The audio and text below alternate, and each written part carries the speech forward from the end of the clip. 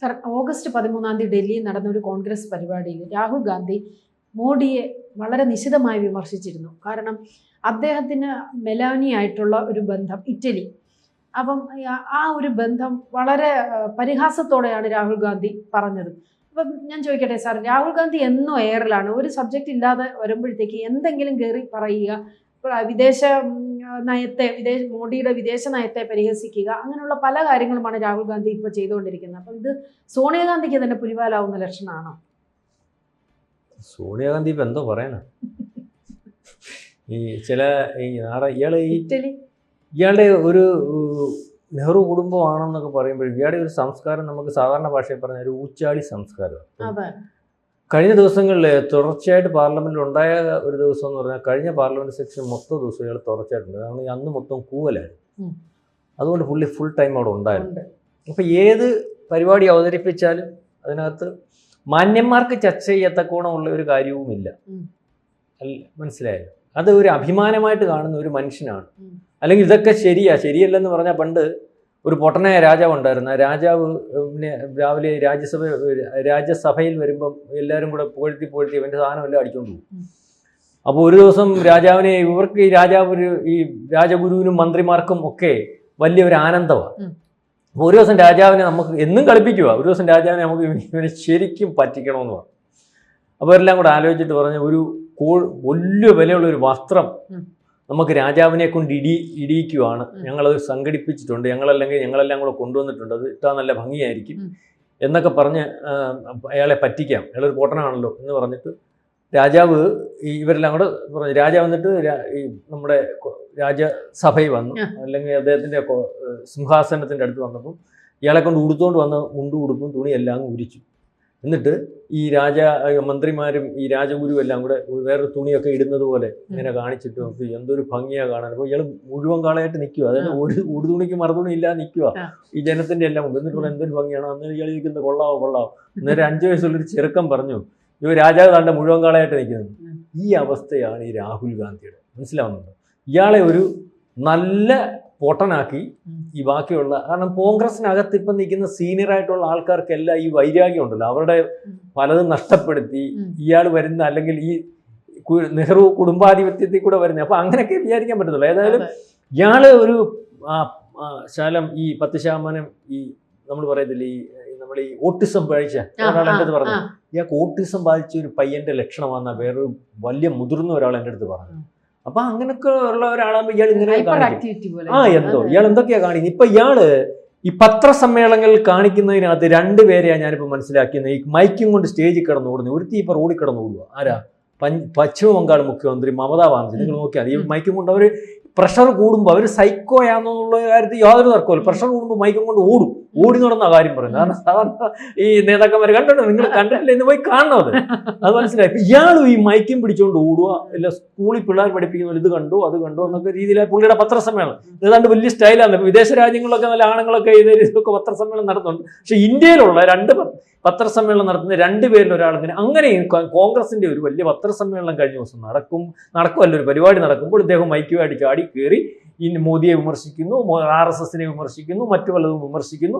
അപ്പൊ മോദിയുടെ വിദേശ നയത്തിന്റെ ഭാഗമായിട്ട് ഇയാൾ ഇപ്പൊ ഡ്രാമയും കൂടെ തുടങ്ങി അഭിനയിച്ച് കാണിക്കും. ഓടിച്ചെന്ന് സന്ദീപ് ദീക്ഷിത് എന്ന് പറയുന്ന ആളിനെ കെട്ടിപ്പിടിക്കുന്നു. അപ്പൊ ഇത് തിരക്കഥ സന്ദീപ് ദീക്ഷിതിന്റെ കെട്ടിപ്പിടിക്കുമ്പോൾ മെലോനി ആണെന്നും പറഞ്ഞുകൊണ്ടാണോ എന്നെ കെട്ടിപ്പിടിച്ചത് എന്ന് ചോദിക്കുന്നു. ഇത് വലിയ കുഴപ്പമായിട്ട് മാറുന്നു. കഴിഞ്ഞ ദിവസം ഇറ്റലി ഇന്ന് വരെ ഇതിനെപ്പറ്റി ഈ അല്ലെങ്കിൽ വാർത്തകൾ വന്നിട്ടുള്ളതിൽ വളരെ നിശ്ചിതമായിട്ട് വിമർശിച്ചിട്ടുണ്ട്. പിന്നെ സോണിയാഗാന്ധിയുടെ നാടാന്നുള്ള കാര്യം ഇയാളങ്ങ് മറന്നുപോയോ? ബോധമെന്ന് പറയുന്ന സാധ്യമില്ലല്ലോ. കാരണം ഇവിടെ നിന്ന് പോയാൽ അവിടുത്തെ പൗരത്വമാണ് ഇവർക്കുള്ളതെന്ന് പറഞ്ഞ് തർക്കം നടക്കുന്ന ഒരു ഇടമാണ്. ബ്രിട്ടീഷ് പൗരത്വം ഉണ്ടെന്ന് തർക്കം നടക്കുന്നുണ്ട്. ഇന്ത്യക്കാരനല്ലെന്നുള്ള രീതിയിൽ കോടതികളിലൊക്കെ കേസ് നടന്നുകൊണ്ടിരിക്കുകയാണ്. ആ സമയത്താണ് ഇയാള് ഇനി ഇവിടുന്ന് എങ്ങാനും ചവിട്ടി പുറത്താക്കിയാൽ പോയി താമസിക്കേണ്ട ഇടത്ത് ഇപ്പം നിലവിൽ ഭരിച്ചുകൊണ്ടിരിക്കുന്ന അവിടുത്തെ പുരോഗതിക്ക് വേണ്ടി വലിയ വലിപ്പത്തിൽ ഇന്ത്യയുമായിട്ട് ആലോചിച്ച് മുന്നോട്ട് പോകുന്നു. ഇപ്പൊ ഒരു പുതിയ കോറിഡോർ, സാമ്പത്തിക കോറിഡോറിനെ പറ്റി ഇന്ത്യയും UAEയും ഇവരുടെ ഒരു പോർട്ടും ഒക്കെ വെച്ചിട്ടൊരു സാമ്പത്തിക ഇടനാഴിയെ പറ്റിയൊക്കെ ചർച്ച ചെയ്തുകൊണ്ടിരിക്കും. അപ്പൊ അത്ര വലിയ ഒരു വലിപ്പത്തിൽ ഇന്ത്യയും അവരുമായിട്ടുള്ള നയതന്ത്രം മുന്നോട്ട് പോകുകയും അതിന് ഇവർ വലിയ ഭാഗമാകുകയും ഒക്കെ ചെയ്യുന്നതിന് ഇയാൾ ഈ കെട്ടിപ്പിടിക്കുന്നതിന്റെ കഥ ഇയാൾക്ക് വല്ല പറയും. ഇയാൾക്ക് കെട്ടിപ്പിടിക്കുന്നതിന്റെ കഥ നമ്മൾ പറഞ്ഞുകൂടാ. ഇല്ല, സോണിയാഗാന്ധി ഇപ്പം വിചാരിക്കുന്ന ഈ സമയത്ത് ഒരു വാഴ വെക്കുന്ന കാര്യം ആലോചിച്ചാൽ മതി. നാടൻ പക്ഷേ പറയുമല്ലോ, സമയം കളഞ്ഞു, ആ സമയത്ത് ഒരു വാഴ വെക്കുന്ന കാര്യം ആലോചിച്ചാൽ മതി, പഴമെങ്കിലും തിന്നാറുന്ന ഇപ്പൊ സോണിയാഗാന്ധി വിചാരിക്കുന്നു. അപ്പൊ ഇയാൾക്ക് ഈ കെട്ടിപ്പിടിയെ പറ്റി അറിയത്തില്ല. ഇയാൾക്ക് കെട്ടിപ്പിടി എന്ന് പറഞ്ഞാൽ ഇയാളുടെ കെട്ടിപ്പിടി ബ്ലിക്സിൽ നേരത്തെ വന്നതാ. ഇയാൾക്ക് ഇയാളുടെ ഒരു ഭാര്യ ഉണ്ടെന്നാ പറയുന്നത്.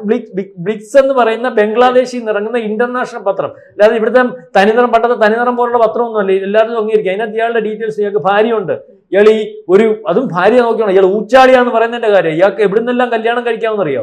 ഭാര്യ എന്ന് പറയുന്നത് അവർ ഈ ഏത് രാജ്യമാണെന്ന് ഞാൻ ഓർക്കുന്നില്ല, എല്ലായിടത്തും വന്ന നമ്മൾ ഉൾപ്പെടെ ചെയ്ത ഒരു രാജ്യത്തിന്റെ ഈ മയക്കുമരുന്ന് ഡോണിന്റെ മകളാണ്. അന്താരാഷ്ട്ര മയക്കുമരുന്ന് ഡോൺ, വലിയൊരു മയക്കുമരുന്ന് ഡോണിന്റെ മകളാണ്. അപ്പൊ ഇയാൾ ഇവിടെ പോയി നിൽക്കുന്നുണ്ട്. ഇയാളെ രീതി ഞാൻ പറഞ്ഞു ഊച്ചാളിയാന്നുള്ളത്. അതുപോലെ തന്നെ ഇയാൾക്ക് വേറെ ഒരു ബന്ധം അതിനകത്ത് പറഞ്ഞതെന്ന് പറഞ്ഞാൽ ബംഗ്ലാദേശിന്റെ ഒരു മുൻ ഭരണാധികാരി രാജകുടുംബാംഗം, ആ സ്ത്രീയുമായിട്ട് ബന്ധം ഉണ്ടായിരുന്നു. അവരെ വയറ്റിലുണ്ടാക്കിയിട്ട് അത് ഗർഭം അലസിപ്പിച്ചോളും. അപ്പൊ അത് വേണ്ട, അതൊരു രാജകുടുംബാംഗമായിരുന്നു. അവർ പറഞ്ഞു ഞാൻ ഗർഭിണിയായ കാര്യം ശരിയാണ്, എനിക്ക് അബോർഷൻ സംഭവിച്ച കാര്യം ശരി, എന്നാലും ഇവനെ കല്യാണം കഴിക്കത്തില്ല. അപ്പൊ ഇയാളുടെ ആ രീതിയാണ്. പിന്നെ കെട്ടിപ്പിടിയുടെ കാര്യം അതാ പുള്ളി ഉദ്ദേശിക്കുന്നത്. കെട്ടിപ്പിടി അങ്ങനെ അല്ലെന്നുള്ള കാര്യം വളരെ കൃത്യമായിട്ട് ലോകത്തിനറിയാം. കെട്ടിപ്പിടിക്കുന്നതെന്ന് പറഞ്ഞാൽ ഈ നമ്മുടെ വിദേശ രാജ്യങ്ങളുടെ ഒരു സംസ്കാരം എല്ലാവരെയും ഒന്നും കെട്ടിപ്പിടിക്കത്തില്ല. കെട്ടിപ്പിടിക്കുക എന്ന് പറഞ്ഞാൽ അതിനകത്ത് ഒരു ആത്മബന്ധത്തിന്റെ ഒക്കെ ഒരു അർത്ഥമുണ്ട്. പക്ഷേ കെട്ടിപ്പിടിയുടെ കാര്യം ഇപ്പൊ ചർച്ചയായിട്ടുണ്ട് ഇയാൾ മുഖാന്തരം. കാരണം കെട്ടിപ്പിടിയുടെ കാര്യം ചർച്ചയായെന്ന് പറഞ്ഞാൽ ഇയാളുടെ അമ്മൂമ്മ കെട്ടിപ്പിടിക്കുന്ന കാര്യവും അമ്മൂമ്മയുടെ അച്ഛൻ കെട്ടിപ്പിടിച്ച കാര്യമൊക്കെ ലോക പ്രശസ്തമാണ്. ഇത് വളരെ കൃത്യമായിട്ട് പുസ്തകം നോക്കി അല്ലെങ്കിൽ പുറകോട്ട് നോക്കി പരിശോധിച്ചാൽ നമ്മൾ പണ്ടൊരു സിനിമയ്ക്കകത്ത് മോഹൻലാൽ പറയത്തില്ല, ഇപ്പം ഞാനൊന്ന് ഒതുങ്ങിയിരിക്കുകയാണ്, എൻ്റെ പഴയ ചരിത്രമെടുത്ത് പിള്ളേർ ആ അർത്ഥത്തിൽ റോഡിൽ ഇറങ്ങാൻ തുടങ്ങിയ രാജ്യം നശിച്ചു എന്ന് പറഞ്ഞ പോലെ ഇയാളുടെ കഥ, നെഹ്റുവിന്റെ കഥ, ഇയാളുടെ സെക്രട്ടറിയും അല്ലെങ്കിൽ ഈ പറയുന്ന ഇന്ദിരാഗാന്ധിയുടെ ഇപ്പോൾ ഒരെണ്ണം വരുന്നതെന്ന് 83 ഫിഡൽ കാസ്ട്രോ UN പ്രസിഡന്റിനെ കെട്ടിപ്പിടിച്ചത് മാന്യമായ കെട്ടിപ്പിടിയാ. അല്ലാതെ കെട്ടിപ്പിടിയുടെ കഥകൾ പലതുണ്ട്. ആ കെട്ടിപ്പിടിയുടെ കഥകളും ഈ അമ്മൂമ്മയുടെ കെട്ടിപ്പിടിയുടെ കഥകളും അച്ഛന്റെ കെട്ടിപ്പിടി അത്ര എനിക്കറിയത്തില്ല. എന്നാലും അദ്ദേഹം പ്രധാനമന്ത്രിയായിട്ട് പണ്ടത്തെ പോയി കെട്ടിപ്പിടിച്ചിട്ടുണ്ട്. പക്ഷെ നെഹ്റുവിന്റെ കെട്ടിപ്പിടിയുടെ കഥകളും ഈ പറയുന്ന രാഹുൽ ഗാന്ധി മുഖേന വീണ്ടും നാട്ടുകാരെടുത്തിട്ട് നോക്കാനും ചർച്ച ചെയ്യാനും ഒക്കെ തുടങ്ങിയാൽ അത് വിദേശ നയതന്ത്രത്തിന്റെ ഭാഗമായിട്ടുള്ള കെട്ടിപ്പിടികളല്ല. മനസ്സിലായി? മൗണ്ട് മാറ്റന്റെ പെണ്ണും പിള്ളയെ കെട്ടിപ്പിടിച്ചത് വളരെ വലിയ വലിപ്പത്തിൽ എല്ലാവർക്കും അറിയാം. അതുപോലെ ഇയാൾക്ക് കെട്ടിപ്പിടിയും അല്ലെങ്കിൽ മറ്റു പലതും ഒക്കെ വളരെ കൃത്യമായിട്ട് ഉണ്ടായിരുന്നു. ഇയാളെയാണ് പിള്ളേരുടെ ഇയാളുടെ ജന്മദിനമാണ് നമ്മുടെ കുഞ്ഞുങ്ങളുടെ ജവഹർലാൽ നെഹ്റു ശിശുദിനം. ഈ ശിശുദിനത്തില് കാരണം അത് വലിയ വിദഗ്ധമായിട്ട് ചെയ്തു. കുഞ്ഞുങ്ങൾ ചാച്ച അല്ലെങ്കിൽ ശിശുദിനമായിട്ട് ആനാക്കി കൊച്ചു മനസ്സിലെ ഈ ഫ്രെയിം അവരുടെ മനസ്സിൽ വരുമല്ലോ, പിന്നെ അതൊരിക്കലും പോകത്തില്ലല്ലോ. അപ്പൊ ഈ കുഞ്ഞുങ്ങളൊക്കെ കുറച്ച് വലുതാകുമ്പോൾ പഠിക്കാൻ അല്ലെങ്കിൽ കാര്യങ്ങൾ മനസ്സിലാക്കാനും വായനയിൽ താല്പര്യമുള്ള കുഞ്ഞുങ്ങളും ഒക്കെ ആണെങ്കിൽ ഇയാളെ പറ്റിയുള്ള പുസ്തകങ്ങൾ, യഥാർത്ഥ പുസ്തകങ്ങൾ, അല്ലെങ്കിൽ ഇയാളുടെ സെക്രട്ടറി ഒരു മലയാളി എഴുതിയതൊക്കെ അറിയാമല്ലോ, ഇന്ദിരാഗാന്ധിയുടെ സെക്രട്ടറി എഴുതിയ കഥ അറിയാമല്ലോ, അലക്സാണ്ടർ, നെഹ്റുവിന്റെ ഒരു സെക്രട്ടറി അറിയാമല്ലോ. അപ്പൊ ഈ പുസ്തകങ്ങളൊക്കെ എടുത്തു വെച്ച് വായിക്കാൻ തുടങ്ങിയ ഈ പിള്ളേർ ഈ നെഹ്റുവിന്റെ എന്നാ നെഹ്റുവിന്റെ കൂട്ടായി പോകാമെന്ന് വെച്ചാൽ ലോകത്തിലെ ഏറ്റവും വലിയ ആവാസനായിട്ട് മാറിപ്പോകത്തില്ലേ അദ്ദേഹത്തിന്റെ കഥകൾ പലതും വായിച്ചാൽ. അപ്പൊ അയാൾ ഉദ്ദേശിക്കുന്ന കാര്യം അല്ലെങ്കിൽ അയാൾ കണ്ടിരിക്കുന്ന അയാൾ പഠിച്ചിരിക്കുന്ന ഒരുപക്ഷെ കെട്ടിപ്പിടി ഇതായിരിക്കും. അതുകൊണ്ട് മോദി നടന്ന് കെട്ടിപ്പിടിക്കുന്നതും അതുപോലെ വല്ലവുമാണെന്ന് തെറ്റിദ്ധരിച്ച് നമുക്ക് ഈ രാഹുൽ ഗാന്ധിയെ കുറ്റം പറയാൻ ഒക്കത്തില്ല. കാരണം അയാളുടെ ഒരു ശീലവും അയാൾ കണ്ടു വളർന്നതും അയാളുടെ പൂർവികർ ചെയ്തതും ഏതർത്ഥത്തിലാന്ന് വളരെ കൃത്യമായിട്ട് ബോധ്യമുള്ളത് കൊണ്ടാണ് മറ്റു പലരും അത് ചെയ്യുമ്പോൾ ആ ലക്ഷ്യത്തോടു കൂടിയും ആ താല്പര്യത്തോടു കൂടിയും ഒക്കെയാണോ ഇത് ചെയ്യുന്നത് എന്ന് വിചാരിക്കുന്നത്. പക്ഷെ സോണിയാഗാന്ധി, ഞാൻ എപ്പോഴും പറയുമ്പം സോണിയാഗാന്ധി നമുക്ക് പരസ്യമായിട്ട് ഈ പറയുന്നത് പോലെ ആക്ഷേപിക്കത്തക്ക രീതിയിലേക്കുള്ള ഒരു സ്ത്രീയല്ല. രഹസ്യമായിട്ട് പല കാര്യങ്ങളും ഉണ്ടെന്നും അല്ലെങ്കിൽ കാര്യങ്ങളൊക്കെ പറയുന്നത്. പക്ഷേ അവരുടെ വസ്ത്രധാരണം, ഇന്ത്യയിൽ വന്നതിന് ശേഷം ഇന്ത്യയോട് അവർ കാണിക്കുന്ന ഒരു ബഹുമാനം, കാരണം അവരുടെ രീതികൾക്കകത്ത് സാരി ഉടുക്കുന്നുണ്ടല്ലേ, നമ്മുടെ നാട്ടിലുള്ള ഇത്രയും വൃത്തിയായിട്ട് സാരി ഉടുക്കുവോ, മാന്യമായിട്ട് സാരി ഉടുക്കുവോ, പെരുമാറുന്നത് കണ്ടില്ലേ? അതുകൊണ്ട് തന്നെ അവരെ വളരെ ബഹുമാനത്തോടു കൂടിയാണ് അവരിയ്ക്കുന്ന സഭകളിൽ ഈ BJP ആയാലും അല്ലെങ്കിൽ അവർ ഭരണപക്ഷത്തിരിക്കുമ്പോൾ പ്രതിപക്ഷമായാലും മറ്റു പലരും ഒക്കെ ആണെങ്കിൽ കൈകാര്യം ചെയ്യുന്നു. പക്ഷെ അവരിപ്പം വിചാരിക്കാൻ, ഞാൻ നേരത്തെ വിചാരിച്ച കാര്യമാണ്, ആ വാഴയുടെ കാര്യം ആലോചിച്ച് ഈ വയസ്സാങ്കാലത്ത് വളരെ പ്രായമുണ്ടവർക്ക് അവർ അസുഖബാധിതയാണ്, എന്തോ ചെയ്യാൻ പറ്റും? പരസ്യമായിട്ട് വല്ലതും പറയാൻ പറ്റുമോ? ഒരു മോനുണ്ട്, നാളെ കാലത്തെ ഈ പറഞ്ഞ പോലെ ഭർത്താവ് ഇരുന്നത് പോലെയും അമ്മയമ്മ ഇരുന്നത് പോലെ അതിൻ്റെ അപ്പുറം ഇരുന്നത് പോലെ ആ കുടുംബത്തിൽ നിന്ന് ഒരു പ്രധാനമന്ത്രിയൊക്കെ ആയി കാണാമെന്ന് വെച്ചിട്ട് ഇനി ഇറക്കി വിട്ടതാ.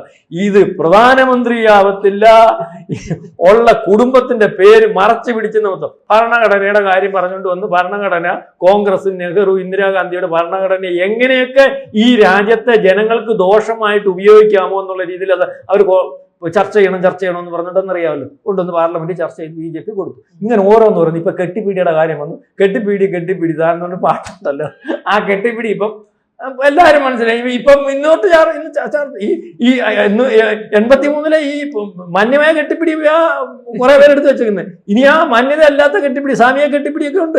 ഈ ഇന്ദിരാഗാന്ധിയുടെ ഈ യോഗ പഠിപ്പിക്കുന്ന സ്വാമിയുടെ അല്ല പലരേ ഉണ്ട്. പിന്നെ അയാളെ പുസ്തകമുണ്ട്, ഇവരുടെ സെക്രട്ടറിയുടെ, നമ്മുടെ കേരളക്കാരൻ എഴുതിയിരിക്കുന്നത്. മത്തായി പറയുന്ന മത്തായിയെ പിടിക്കാൻ ചെന്നാ പറയുന്നുണ്ട്, മനസ്സിലാവുന്നില്ലേ? അവരെ പറ്റി ഭയങ്കര മോശമായിട്ട് എഴുതിയത്. അവര് നമ്മൾ പറയുന്നില്ലേ, ആഭാസന്മാരായിട്ടുള്ള ആണുങ്ങളുടെ കാര്യം പറയത്തില്ല, പെണ്ണുങ്ങളെ കയറി പിടിക്കും ലക്ഷ്യം വെച്ച് കഴിഞ്ഞാൽ പറയും. ഇവരൊരു ആണിനെ അവർക്ക് ഇഷ്ടപ്പെട്ട അവനെ വിടത്തില്ല, അവനെ കൊണ്ടേ അവർ പോകത്തുള്ളൂ. അങ്ങനത്തെ ഒരു സ്ഥിതിയായിട്ടാണ് ഇവരെ കാണുന്നത്. കാരണം അവർക്ക് അവിടെ തന്തയുടെ ഗുണമാണേ ഉള്ളത്, നെഹ്റുവിന്റെ ഗുണമാണ്. അല്ലെ നമ്മൾ തന്തയ്ക്ക് വിടക്കുമെന്നൊക്കെ പറയത്തില്ല. അപ്പൊ ഈ രാജ്മോഹൻ ഉത്താൻ പറഞ്ഞതുപോലെ, രാജ്മോഹൻ കെ മുരളീധരനെ പറ്റി പറഞ്ഞു, അവനൊരു എന്തായാലും ഈ മുരളി ഒരു പെണ്ണായിട്ട് ജനിക്കാനെന്ന് ഭാഗ്യമായിപ്പോയി. പെണ്ണായിട്ടായിരുന്നെങ്കിൽ അറിയപ്പെടുന്ന ഒരു വേശ്യയായിരിക്കും അതിനെന്ന് പറഞ്ഞതുപോലെ ഈ നെഹ്റുവിന്റെ ഒക്കെ കാര്യം നമ്മൾ പുറകോട്ടുള്ള പുസ്തകങ്ങളൊക്കെ വായിക്കുമ്പോൾ ഞാൻ കണ്ടിട്ട് ഒന്നുമില്ല, നമ്മളെങ്ങനെയാണല്ലോ ഓരോന്ന് പഠിക്കുന്നത്. അപ്പൊ ഇതൊക്കെ ഈ ഒരു രീതി വെച്ചാണ്, അല്ലെങ്കിൽ ഈ ഒരു കാര്യം വെച്ചാണ് അയാൾ ഒരുപക്ഷെ ഉപദേശിച്ചതായിരിക്കും. നമ്മൾ പറഞ്ഞു അതേ രീതിയിലോ വല്ലോ ആണോ നമ്മുടെ പ്രധാനമന്ത്രി പോകുന്നത്, എന്നാൽ അങ്ങനെ പാടില്ല, ഇങ്ങനത്തെ കെട്ടിപ്പിടികൾ പാടില്ല എന്നുള്ള രീതിയിലായിരിക്കും. ഏതായാലും ഇത് കൊള്ള ഐറ്റം കേട്ടോ. ഒരു രീതിയിലുള്ള നിരുത്സാഹപ്പെടുത്തലും ഇല്ല BJP. കാരണം ഇയാൾക്ക് കൂടുതൽ ഇസഡ് കാറ്റഗറി പ്രൊട്ടക്ഷൻ കൊടുത്ത് ഇയാളെ സംരക്ഷിച്ച് നിർത്തുകയാണ്. അല്ലെങ്കിൽ പഴയ പാരമ്പര്യം വെച്ചിട്ട് ഈ കോൺഗ്രസിന്റെ ഗുണമുണ്ട്. ഇതിനെ പണ്ട് ഇന്ദിരാഗാന്ധിയെ കൊന്നതിനകത്ത് കോൺഗ്രസ് ഉണ്ടെന്നാണ് പറയുന്നത്, ഇലക്ഷൻ ജയിക്കാൻ. രാജീവ് ഗാന്ധിയെ കൊന്നതിനകത്ത് കോൺഗ്രസ് ഉണ്ടെന്ന് പറഞ്ഞ ഇലക്ഷൻ ജയിക്കുക. അടുത്ത ഇലക്ഷൻ ഒരു മാർഗം ഇല്ലെങ്കിൽ ഇതിനെ എങ്ങാനും കാച്ചിയാലേ BJP പറഞ്ഞു സമ്മതിക്കത്തില്ല. പ്രധാനമന്ത്രിക്ക് ശാലം സെക്യൂരിറ്റി കുറഞ്ഞാലും വേണ്ടൂല, ഈ സാധനത്തിന് ഫുൾ സെക്യൂരിറ്റി കൊടുത്ത് നിർത്തിയ. കാരണം BJPക്ക് ഒരു പണിയും ചെയ്യണ്ടല്ലോ. ഇങ്ങനെ ഇടയ്ക്കിടയ്ക്ക് മൈക്കുമായിട്ടും അല്ലെങ്കിൽ പാർലമെന്റിലും മറ്റു പലയിടത്തും ഒക്കെ ചാടിയാൽ മതി. ഉള്ളത് മൊത്തം എനിക്ക് തോന്നുന്നു ഇവർ അഡ്ജസ്റ്റ്മെന്റ് ആണെന്ന് തോന്നുന്നു. കാരണം BJP നിസ്സാര സംഭവം അല്ല. ഇതിനെ വരെ പർച്ചേസ് ചെയ്തിട്ടുണ്ടോ എന്ന് അറിയാൻ പറ്റത്തില്ല. ഈ എന്തുവാ പറഞ്ഞ രാഹുൽ ഗാന്ധി ഇങ്ങനെ പറയണം അല്ലെങ്കിൽ ഒരു വട്ടം പറഞ്ഞാലും 2 വട്ടം പറഞ്ഞാലും 3 വട്ടം പറഞ്ഞാലും ഏത് ഓഫീസും ഉള്ളവനായിട്ട് 4ാമത് ചെയ്യത്തില്ല. മനസ്സിലായില്ലേ? ശരിയെന്ന്.